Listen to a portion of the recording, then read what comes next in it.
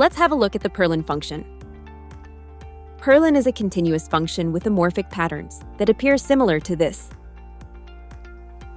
We can add up to 5 materials and manage the thresholds applied between them. The materials can be either base materials or custom materials saved from the digital material function.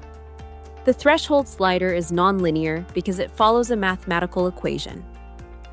For that reason, the materials positioned at the edges of the threshold slider behave in a nonlinear manner. They will not appear as pronounced as the materials placed in the center. We can adjust the scale of the structure, making these patterns appear larger or smaller.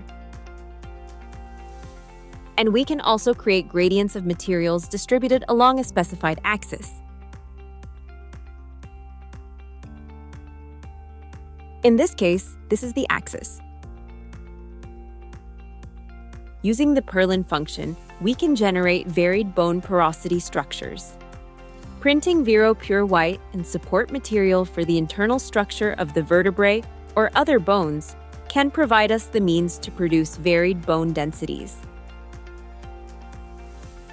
For the outer shell, we typically use mixtures of bone matrix or bone matrix with Vero,